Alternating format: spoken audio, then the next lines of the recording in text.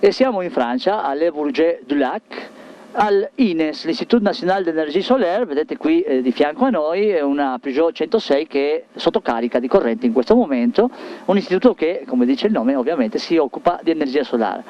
E siamo con il signor l'ingegnere Mark Vervaart, che è olandese, e in inglese ci racconterà tutto quello che fa l'INES, l'Istituto National d'Energie Solaire francese. I explained to the Italian public that you are engineer for INES, Institut National d'Energie Solaire in France, and we are very curious and we would like to know about the activities of INES in general, and which is the first activity.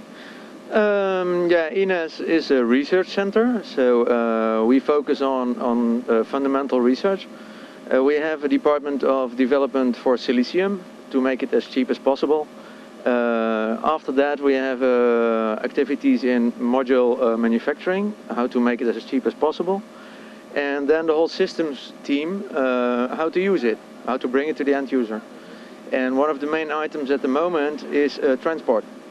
It's not only putting energy back into the grid, but also public transport or personal transport. There's quite a high demand in this region at the moment, especially in the cities of Grenoble and Chambéry, because they have in Grenoble a lot of pollution for cars, from cars. So they try to promote electrical cars, electric bicycles. So we are part of that project. Soon from now there will be an electric bus line from Chambéry to Grenoble and back. So we are part of the experimentation. We have all systems and equipment necessary for developing those kind of projects. So a project from the first step of the electricity, because you speak me about silicium. So you became INES began with the first part of build the solar panels, and after all complete development until the transportation or the other applications. Yeah, that's the nice thing of INES. That's quite unique in Europe. First, 3 years ago, the whole silicium research was in Paris. And all our systems team and the storage team for electrical cars was in Aix-en-Provence in the south.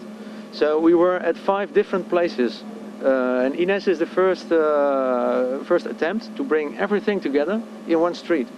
So that's really fantastic here in France at INES, that you have the storage team in the same hallway as the systems team, and the silicium research is just one building further. So that's really practical to develop things much faster than it used to be. And I see here, okay, different installation of solar panels, and of course a lot of offices. Also this Peugeot 106 here on charge. Also some place for electric bicycles. Yeah, because that's typically a question in this case from the city of Grenoble. They want to stimulate people who live in the mountains around Grenoble to leave the car outside the city, and over there rent or have some charging stations for bicycles in order to have less pollution in the town. So that's typically one of the examples that the local government is stimulating electric bicycles. I suppose that now in this case it's Grenoble city that wanted to do this project, but can be applied for other cities, of course. Definitely, that's one of the big differences is that Grenoble already has a lot of bicycle lanes, and you don't see it in all the cities in France. So often people avoid using bicycles because they think the road is too dangerous. So that's the big advantage of Grenoble for having the demonstration part. They already have some bicycle lanes. So that's a major social issue, I think, where other cities are working on at the moment. And INES work only for France, or there are other partnerships with other European countries? We are a French research institute, and for 50% financed by the French government, so by French taxpayers. For the other 50% we do commercial projects, but also a lot of European projects. So that means that we are internationally really involved. And one of our goals is also to bring France to the map of solar energy, because they are rather late with solar energy. They were more into nuclear. But since the movie of Al Gore, they decided to go much faster in solar energy, and they are really waking up now. So that's one of our issues also. And it is so true that it's international, that you are arrived from Holland.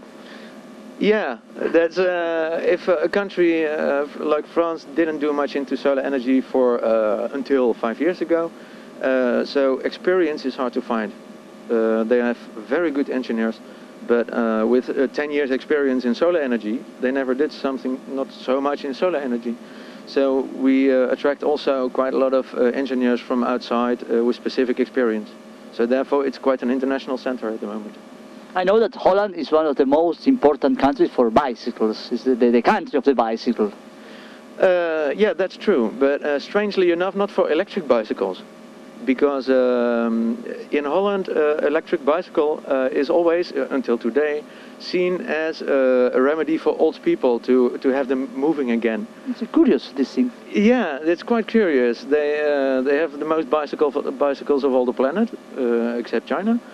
But the electric bicycles has still an image of being a tool for old people. And if you see the models of electric bicycles in Holland, those are all those old-fashioned ones. They don't do any effort for attracting young people. But this is for mentality, or because Holland is a flat country, there are no mountains, and so there are no big efforts for ride a bike? On the other hand, we have a lot of wind, so sometimes if you have wind in front, then having a bicycle is not very ideal either. So. Surely. Thank you very much for this interview, and good luck and good work. Thank you very much.